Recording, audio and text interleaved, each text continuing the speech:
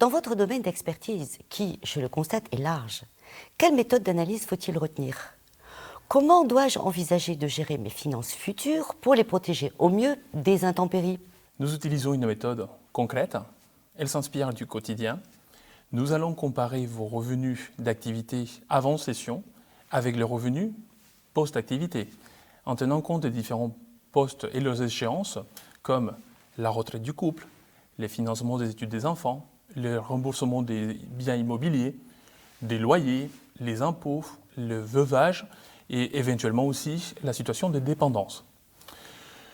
Les dépenses, on va tenir compte aussi des dépenses qui viennent de votre train de vie, qui peut être financé indirectement ou directement par l'entreprise. Donc nous avons vu tout à l'heure qu'il peut y avoir une voiture de fonction, donc l'essence, l'entretien, l'assurance, les téléphones, la mutuelle santé et aussi le restaurant qui peut être payé par l'entreprise.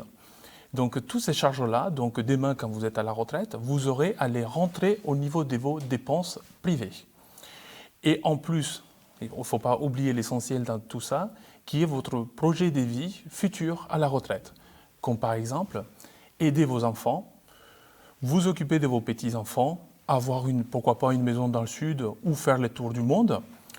La méthode, elle part de votre projet de vie, de votre besoin en revenus futurs à court, moyen et long terme, suivra une structuration patrimoniale sur le plan civil, fiscal et social pour répondre à vos attentes et vérifier si vous avez une surface économique suffisante pour y arriver.